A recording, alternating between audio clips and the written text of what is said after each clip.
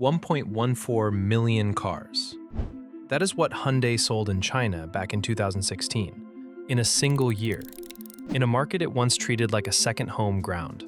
Today, its share of that same market barely clears 1%. 5 factories became 3. 3 became 2. And right now, the last of the small ones is already being packed up for sale. This is not a slow correction. This is a car empire being quietly taken apart, plant by plant, sale by sale, while almost nobody outside Korea seems to be watching it happen. Hyundai and Kia were never just companies. They were proof that a country flattened by war could claw its way into the top 5 car producers on the entire planet. That story just picked up a chapter nobody asked for. And by the end of this video, you will understand exactly how China pulled it off, why Seoul let it happen in broad daylight, and why what is coming next might be worse than everything that has already been lost. The miracle years. To understand how strange this fall really is, you first have to understand how impossible the rise was. 60 years ago, South Korea was not a car-making country. It was barely a manufacturing country at all. The peninsula had just crawled out of a war that had leveled entire cities, reduced its industrial base to rubble, and left a generation of families rebuilding from almost nothing. Its first attempts at building automobiles were almost comically humble. Cars assembled from the leftover body shells of American military jeeps, bolted together in small workshops that had no business calling themselves factories. Nobody on Earth in the 1960s would have bet on Korea becoming a serious player in the global auto industry. Japan was already racing ahead. Germany had never stopped being a giant. America still thought of itself as untouchable. And yet, decade by decade, Korea built something that nobody predicted. Hyundai Motor was founded in 1967, and within a generation, it had gone from producing licensed, foreign-designed vehicles to engineering its own cars from the ground up. Kia, older still, evolved from a bicycle and parts manufacturer into a genuine competitor. Through the 1980s and 1990s, the two companies clawed their way up the value chain, first competing on price alone, then, slowly, painfully, competing on quality. Executives in Seoul studied Toyota's production methods obsessively, sent engineers abroad to learn from German assembly lines, and rebuilt Korean manufacturing culture almost from the ground up, around a simple, stubborn idea that a country with no natural resources to speak of could still outwork and out-engineer nations with a century's head start. By the early 2000s, the joke about Korean cars being cheap and disposable had mostly died out. The Hyundai Elantra, the Kia Sportage, the Sonata, these were no longer punchlines. They were dependable, well-built, increasingly stylish cars that people across the world were choosing on their own merits, not just because they were the cheapest thing on the lot. This is Korea's miracle on the Han River in miniature, a national story of a poor, war-scarred country turning itself into an industrial powerhouse through sheer discipline and reinvestment. The kind of transformation economists still study as a rare, near-total success story in post-war development. And nowhere was that miracle more visible than in the car industry. By the 2000s, Hyundai Motor Group, which includes Hyundai, Kia, and the luxury arm Genesis, had become one of the largest automotive groups on the planet. 2 Korean brands sat comfortably among the 10 biggest car manufacturers in the world, an extraordinary feat for a country with a population smaller than California's. The physical footprint of this rise was, and still is, staggering to look at. In Ulsan, on Korea's southeastern coast, Hyundai built what became the largest single automobile manufacturing complex on Earth. A sprawling site spread across 5 separate factories, capable of producing roughly 1.5 million vehicles a year. Ulsan was not just a factory town, it was a monument. Proof that Korea could outbuild almost anyone when it decided to. Further north, in Hwasong, Kia constructed its own vast production hub, with a main plant capable of turning out more than 600,000 vehicles annually, supported by satellite facilities in Gwangmyeong and Gwangju. Smaller, but still significant, Hyundai sites in Asan and Jeonju rounded out a manufacturing network that, at its peak, made Korea one of the 5 or 6 largest vehicle-producing nations on the entire planet. But the real prize, the market that made every boardroom in Seoul light up was China. Hyundai entered China in 2002, forming a joint venture with the state-linked Beijing Automotive Group, known as BAIC. Over the following decade and a half, the partnership, branded Beijing Hyundai, became one of the great success stories of the Korean auto industry. Hyundai eventually built 5 separate factories inside China, 3 in Beijing itself, 1 in Changzhou, and 1 in Chongqing, a manufacturing footprint most Western car makers could only dream of. Sales climbed and climbed. By 2016, Hyundai alone was selling over 1.1 million vehicles a year inside China. Add Kia's numbers on top, and the two Korean brands together were moving close to 1.8 million cars annually in what had become the largest car market in the world. China was not just another export destination for Korea. It was, for a stretch of years, close to being the whole point. Walk through Ulsan today, and you can still feel the scale of what was built there. Entire neighborhoods grew up around the plant gates, apartment blocks, schools, and markets that exist largely because generations of families worked the same production lines their parents did. It is the kind of company town that Detroit used to be, that Coventry used to be, a place where the factory is not just an employer, but the reason the town exists at all. Hyundai's decision to build its flagship complex there, rather than closer to Seoul, was itself a statement, proof that the company intended to anchor its identity to industrial muscle rather than corporate polish. Everything about the picture in 2016 suggested permanence. Korea had climbed from assembling Jeep bodies to building one of the largest, most efficient automotive complexes on the planet. It had 2 brands inside the global top 10. It had a Chinese joint venture pumping out more than 1 million cars a year in the world's biggest market. If you had told an executive in Ulsan that year that within a decade, their China business would be reduced to a rounding error, they would have laughed you out of the boardroom. They would have been wrong to laugh. Because that same year, 2016, a decision was quietly being finalized in Seoul that had nothing to do with cars at all. And it was about to detonate underneath everything Hyundai and Kia had spent 50 years building. The break nobody saw coming. The decision was about missiles, not cars. In 2016, the South Korean government agreed to host an American missile defense system known as THAAD, the Terminal High Altitude Area Defense, on Korean soil. The stated purpose was straightforward: a shield against the growing threat of North Korean ballistic missiles. But Beijing saw something else entirely: a powerful American radar system sitting close to its own borders, capable, in theory, of peering deep into Chinese territory. China's government objected furiously through official channels. And then, almost immediately, Korean businesses inside China started to feel a very different kind of pressure, one that never appeared on any government decree and never needed to. What followed has been widely described by industry analysts as an unofficial, government-tolerated consumer boycott. Korean cosmetics brands saw sales evaporate overnight. Korean entertainment content vanished from Chinese streaming platforms. Lotte, the Korean retail giant that had handed over land for the THAAD system, watched dozens of its Chinese stores get shuttered under sudden, coordinated inspections. And Hyundai, the most visible Korean brand on Chinese roads, found itself squarely in the blast radius. The numbers tell the story with brutal clarity. Hyundai's China sales, which had peaked at around 1.14 million to 1.15 million vehicles in 2016, began sliding almost immediately. By 2019, combined Hyundai and Kia sales in China had fallen to roughly 900,000 vehicles, already less than half of what they had been selling together at the peak. By 2022, the bottom fell out entirely. Combined sales for the two brands dropped to somewhere in the region of 330 to 340,000 vehicles, a level Hyundai's China operation had not seen since before the 2008 global financial crisis. This is the part of the story that should genuinely unsettle you. The same way the British car industry's slow bleed should unsettle anyone who watched it happen in silence. There was no single dramatic headline, no press conference announcing the death of Hyundai's China business. Just year after year of quietly shrinking sales figures, tucked into quarterly reports that almost nobody outside the industry ever reads. A boycott that was never officially declared, doing more damage to a foreign carmaker than most declared trade wars ever manage. And once the sales started falling, they never really found a floor.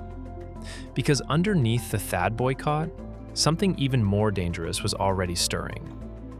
A wave of homegrown Chinese car makers who were about to make sure Hyundai never got the chance to recover. The slow bleed, selling the factories. A factory that isn't selling cars is just an extremely expensive liability. And by the early 2020s, Hyundai had several of them sitting idle across China. The dismantling followed almost the exact same pattern that hollowed out British car plants a few years later. Quiet, sequential, and almost entirely ignored by the wider public. Watch how it unfolded.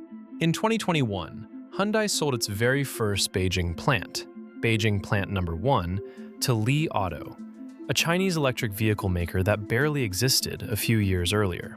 Think about the symbolism of that transaction for a moment.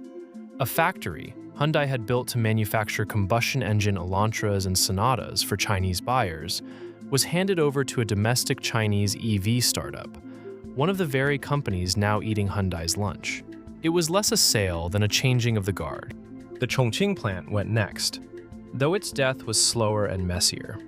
Built in 2017 with an investment of roughly 1.6 trillion won, close to $1.2 billion, the Chongqing factory had an annual capacity of 300,000 vehicles and was supposed to be a symbol of Hyundai's continued confidence in the Chinese market. Instead, weak demand forced it to suspend production entirely by around 2021. Workers sent home while the plant sat dark. In August 2023, Hyundai formally put the site up for sale, seeking roughly $500 million for the land, equipment, and facilities. When the deal finally closed in early 2024, the price had been quietly slashed to around $227 to $290 million, sold to a state-linked industrial developer in Chongqing, which planned to convert the site into an electric vehicle production hub. Once again, a factory built by Hyundai ended up manufacturing electric cars for someone else. By this point, Hyundai's presence in China had shrunk from 5 plants down to 3, and the bleeding had not stopped.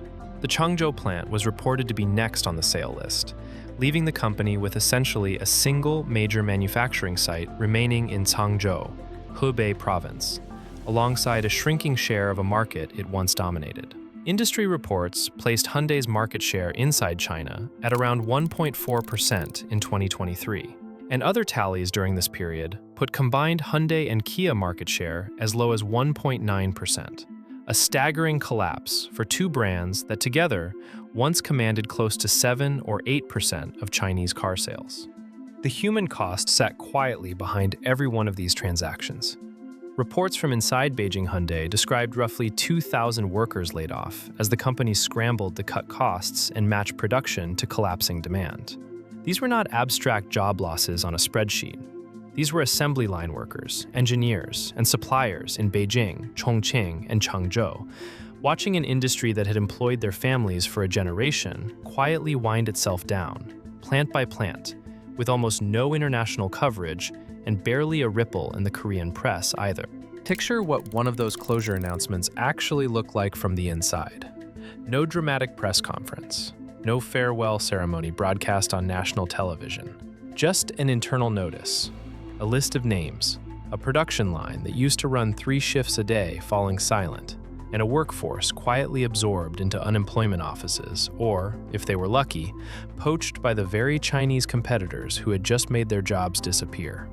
Multiply that scene across 5 separate facilities spread out over roughly a decade, and you start to understand why this collapse never generated the kind of single, unifying headline that forces a country to sit up and pay attention. It was always just one plant, one province, one quarter's bad numbers, easy to file away as an isolated setback rather than what it actually was, a pattern. And here is the detail that should stop you cold. Almost every single factory Hyundai has sold off in China has ended up, directly or indirectly, in the hands of a Chinese electric vehicle maker. The very companies now beating Hyundai in China's showrooms are, in some cases, literally manufacturing cars inside buildings that Hyundai built using equipment Hyundai installed on land Hyundai paid for. It is difficult to imagine a more literal image of an industry changing hands. The second front. China comes home. If the story stopped there, it would already be remarkable. A proud Korean manufacturer slowly retreating from a market it once dominated. But this is not just a story about Hyundai losing ground in China. It is a story about China coming to Korea. For most of its modern history, South Korea's domestic car market functioned almost like a fortress. It was largely closed to meaningful foreign competition until around 2012. And even after that opening, the market remained overwhelmingly dominated by Hyundai and Kia, who together have typically controlled somewhere in the range of 2/3 to over 80% of new car sales inside the country. Imported brands existed, certainly. Names like BMW, Mercedes, and later Tesla carved out small but real footholds. But nothing had ever seriously threatened Hyundai and Kia's grip on their own home turf. For most of Hyundai and Kia's history, this domestic dominance was treated almost as a birthright, an assumption baked so deeply into Korean corporate culture that entire strategic plans were built around never seriously having to defend it. Executives worried about Toyota. They worried about Volkswagen. They worried endlessly about each other. Almost nobody inside Hyundai Motor Group's Seoul headquarters spent much time in the 2000s wargaming what would happen if a Chinese brand simply walked in the front door and started winning on merit, on price, and on technology all at once. That grip is now visibly loosening, and the company doing the loosening is Chinese. BYD, a name that barely registered with ordinary Korean car buyers just a handful of years ago, has begun climbing the domestic sales charts at a pace that should worry anyone inside Hyundai Motor Group's headquarters in Seoul. By mid-2026, BYD had rocketed upward by more than 500% year over year, climbing 11 positions to break into the top 10 best-selling brands in the entire Korean market. This is not a company selling a handful of curiosity vehicles to early adopters. This is a Chinese manufacturer establishing genuine, measurable momentum inside one of the most historically closed automotive markets in Asia. Tesla has moved even faster, surging by more than 250% to leapfrog into third place in the Korean market, displacing Hyundai's own luxury brand Genesis in the process. Think about how remarkable that is.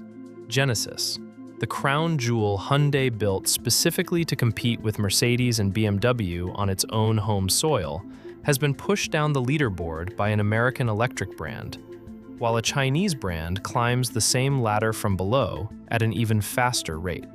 Together, Kia and Hyundai still control roughly 2/3 of the Korean domestic market as of the most recent figures, which sounds dominant until you realize how quickly that number has been eroding at the margins, and how much of the erosion is coming specifically from Chinese and other foreign electric brands offering more advanced in-car technology at increasingly competitive prices.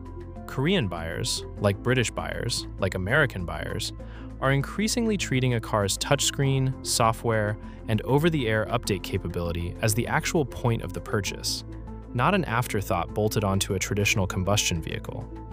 And on that specific battlefield, Chinese manufacturers, unburdened by decades of legacy engineering culture, have been moving with a speed that Western and Korean legacy brands alike have struggled to match. This is the second front in a war that most people only clocked as a single battle. Korea is not just losing China. China is quietly arriving in Korea's own driveways. The battery and ranking problem. Here is where Korea's story diverges from Britain's in one crucial, important way.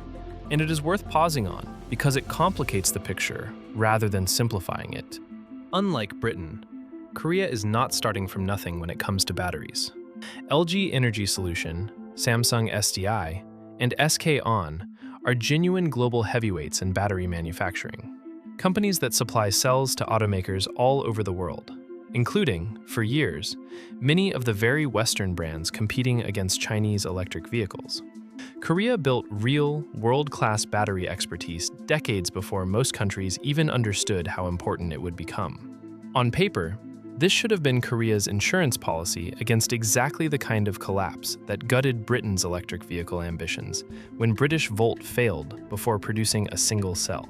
But an insurance policy only protects you if the premium stays affordable. And China's battery makers have spent the last several years making that premium brutally expensive to match. Cat and Bide, operating at a scale that dwarfs almost anything else on the planet, have driven battery cell costs down through sheer manufacturing volume and vertically integrated supply chains that stretch from the lithium mine to the finished pack. Korean battery makers, however sophisticated their technology, are increasingly finding themselves competing on price against Chinese rivals who can simply outproduce them, cell for cell, at a lower cost per unit. The advantage Korea was supposed to hold is narrowing every single year, not widening. Layered on top of this is a broader, quieter erosion in Korea's overall standing as a car-producing nation. As recently as the early 2020s, Korea sat comfortably among the world's top 5 vehicle producers. By 2023, industry tallies had already dropped Korea to 7th place globally, overtaken by India, a shift that reflects not just Korea's stagnation, but the sheer velocity of growth happening elsewhere in Asia. Korean auto production fell by roughly 2.7% in 2024 alone, dropping to around 4.13 million units, driven in large part by a 6.5% decline in domestic demand.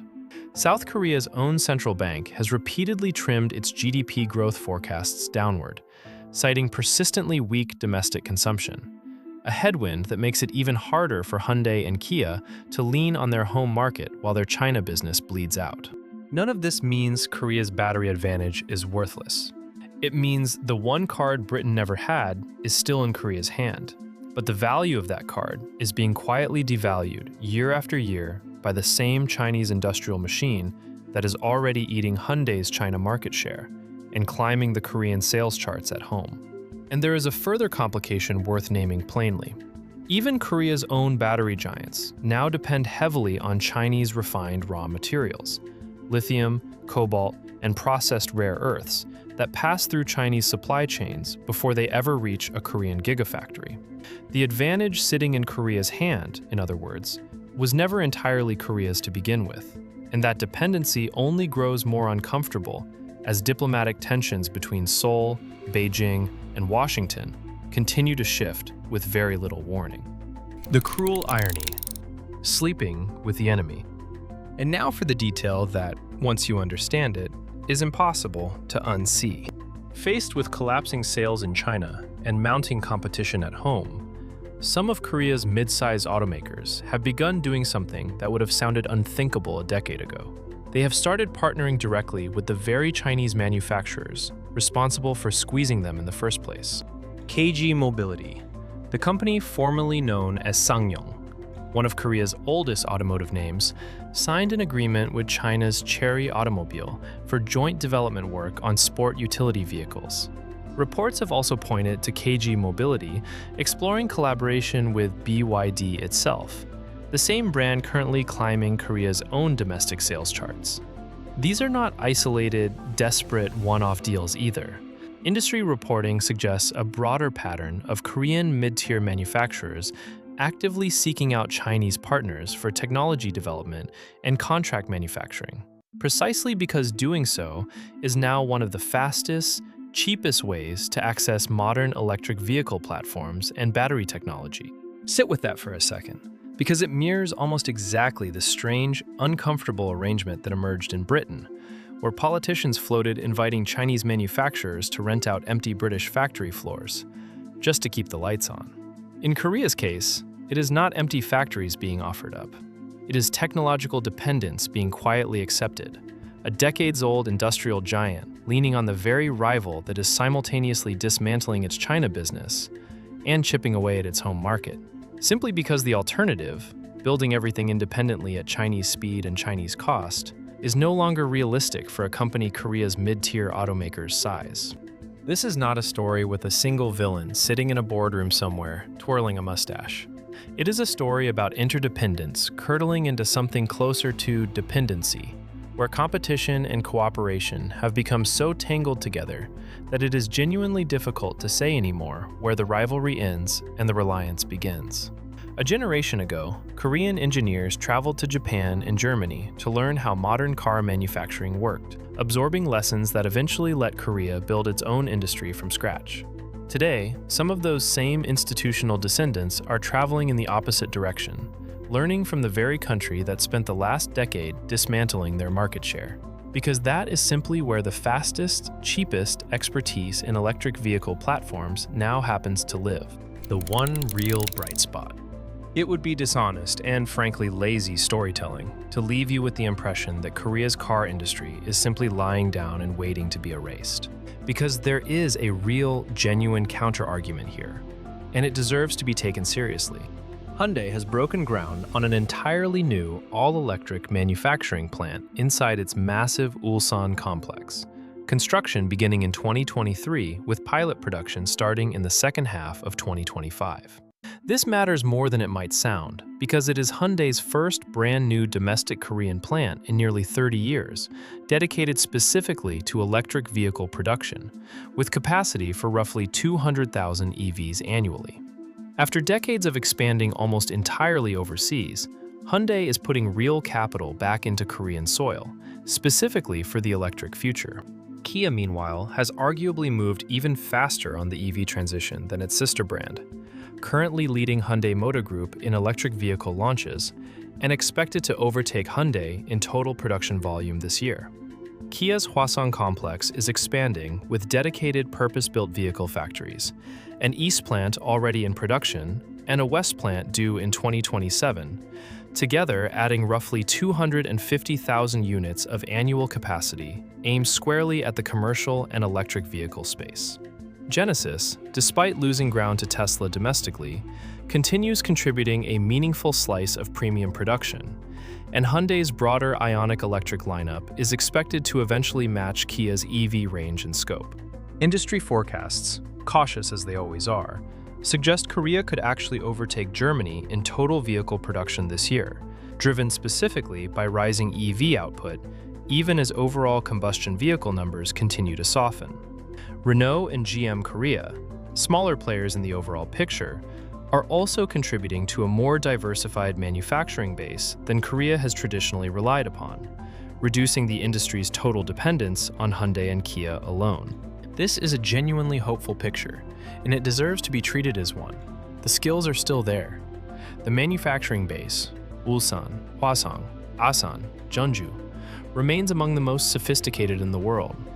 Engineers who spent careers refining combustion platforms are now being retrained onto electric drivetrains at a pace few Western manufacturers have matched. Nobody serious is writing an obituary for Korean car manufacturing just yet, and anyone who tells you this story ends in inevitable collapse is skipping past a lot of very real, very well-funded countermeasures already underway.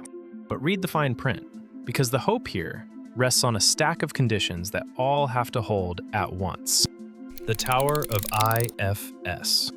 It depends on Korea's battery advantage holding steady against Chinese cost competition that shows no sign of slowing down. It depends on domestic demand recovering from a sluggish economy and a central bank that keeps quietly trimming its growth forecasts. It depends on no further geopolitical shocks like the THAAD boycott.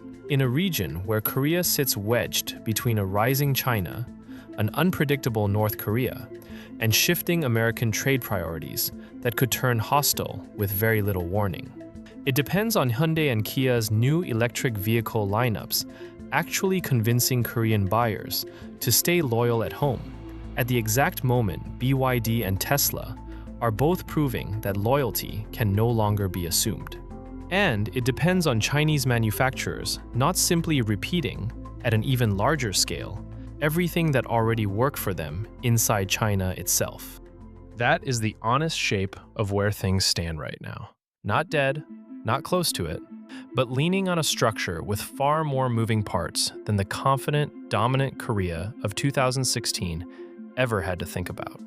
Compare that to where Britain's car industry ended up, dependent on a battery champion that never built a single cell, and you start to see the difference between a country genuinely fighting for its industrial future and one that simply ran out of options. Korea, at least for now, still has options. What remains uncertain is whether it will use them fast enough. Because here is the part of this story that should really stay with you. South Korea did not lose its grip on this industry in a single dramatic crash. There was no one headline, no single villain, no one afternoon where everything changed. It happened the way these things almost always happen. Quietly, decision by decision. A missile system agreed to for reasons that had nothing to do with cars. A market share allowed to erode year after year without a serious course correction. Factories sold off one at a time to the very companies now climbing past them. A domestic market once treated as an unbreakable fortress, now watching a Chinese brand climb 11 places in a single year. Individually, every one of these moments looks survivable. A boycott that would surely pass. A factory sale that was just business logic. A single Chinese brand gaining a foothold that surely could not last. Stacked together, across less than a decade, they add up to something that looks a great deal like a country quietly drifting away from an industry it spent 50 years building from almost nothing. And the strange part is that everyone with access to a spreadsheet could have seen it coming the whole time. The sales figures were never hidden. The plant sales were never secret. They were published, quarter after quarter, in reports that industry analysts read and ordinary people never opened, which is exactly how a genuine crisis manages to unfold in full public view, while still somehow catching almost everyone off guard. That is really the question worth sitting with, carefully, without rushing to a comfortable answer.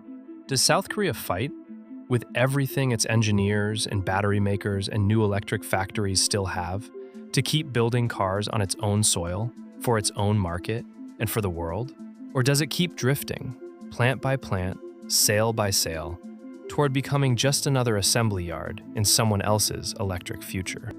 Because a decision made by drift is still a decision. And right now, across Ulsan and Hwasong and the emptying factory floors of Beijing and Chongqing, that drift is picking up speed.